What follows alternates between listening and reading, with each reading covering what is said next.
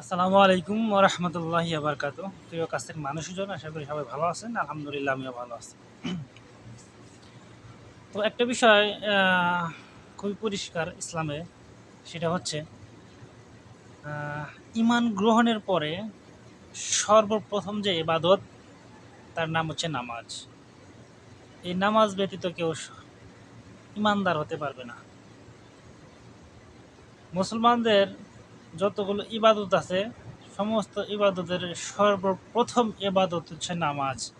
এই জন্য হাসরের ময়দানে সর্বপ্রথম যে প্রশ্নটা করা হবে সেটা হচ্ছে নামাজের ব্যাপারে। এই নামাজের ব্যাপারটা, অর্থাৎ নামাজের হিসাবটাই সর্বপ্রথম নেওয়া হবে একটা হাসরবাসীর কাছ থেকে।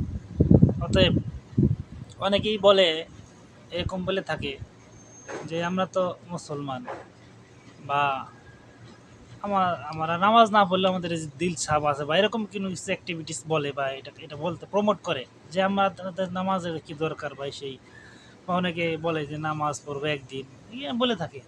আসলে ব্যাপারটা কিন্তু এরকম না।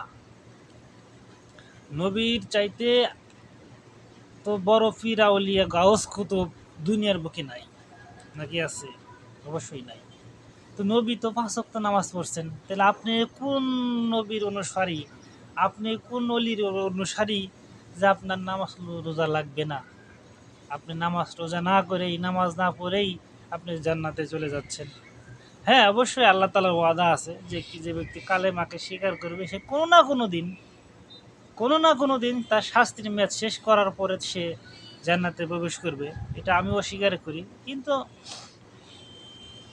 নামাজ তো শুধু ইবাদত, এটা তো আল্লাহ তাআলার হুকুম। আপনি এরকম ভাবতেছেন যে আমি নামাজ পড়তেছি না, একদিন পড়বো, এরকম চিন্তা ভাবনা করতেছেন।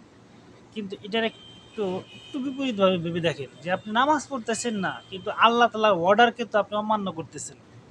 এক হচ্ছে ইবাদত করতেছেন না, আর দ্বিতীয় হচ্ছে আল্লাহ তাআলার একটা হুকুমকে আপনি কোনো প্রায়োরিটি দিতেছেন না, গুরুত্ব দিতেছেন না। এটা কিন্তু কোনো নেতার আদেশ না, বা এটা কিন্তু কোনো ব্যক্তির আদেশ না। এটা এটা মহান আল্লাহ তাআলার, যে আল্লাহ তাআলা আমাকে আপনাকে সবাইকে এই পৃথিবীকে সৃষ্টি করেছে, তার এটা হলো তার অর্ডার। আর তার অর্ডার থেকে আমরা বিমুখ কিভাবে পোষণ করতে পারি? অসম্ভব। তাই সবাই চেষ্টা করব মহান আদালত আল্লাহ পাক পরওয়ারদিগারের মহৎ হুকুম নামাজ, এই নামাজকে কায়েম করার জন্য। তো সবাই আমরা নামাজ পড়ি ইনশাল্লাহ। তো সবাই ভালো থাকুন, সবার আশেপাশের মানুষগুলোকে ভালো রাখুন। আসসালামু আলাইকুম ওয়া রাহমাতুল্লাহি ওয়া বারাকাতুহু।